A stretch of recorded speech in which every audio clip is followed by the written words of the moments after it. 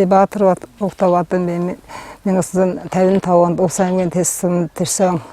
1965 онд Улуун сумын 1-р 10 жилд ороод 74 онд 8-р анги төгсөөд Улаанбаатар хотод барилгын техникумыг хуваар аваад тэнд 4 жил сураад хотын Баашин өдөр комбинатад талбай мастерын мэргэжлэр ажиллаж байгаад 1 жил болоод ганцчигтай гэр бүл болоод хэдийн 5 дугаар очоод тухайн тэр газар бол цэргийн газар бол мэргэжлийн ажил олдохгүй учраас янз бүрийн ажил хийж яасан. Энэ хугацаанд бол шүүдэн түгээгч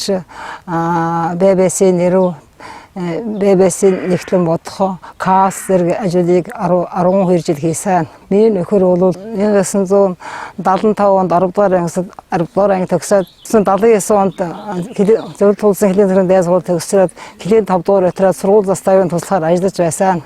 Энэ хугацаанд 3 жил ажиллаад 3 жилийн дараа хэлийн 5 дугаар өтрийн засгийн албаны дараагаар 10 жил ажилласан. Энэ хугацаанд бид 5 хүүхдээ нээж авсан. 5 хүүхдүүд бүгд ажил төрөлтэй сайн сайхан амьдарч байна. Тэгээд 1992 онд хэлийн 245 дугаар анги шилжиж ирээд сургууль заставын дараагаар ажиллаж байгаад 1995 онд гавьяаныхаа амралтанд гарсан. Хэлийн цэргийн хамт ажиллаж амьдарч байсан найз нөхөд бол ахмадуудаа хэлийн цэргийн 90 жилийн ойн баярын мэнд хүргээд урт удаан алцахыг яриа.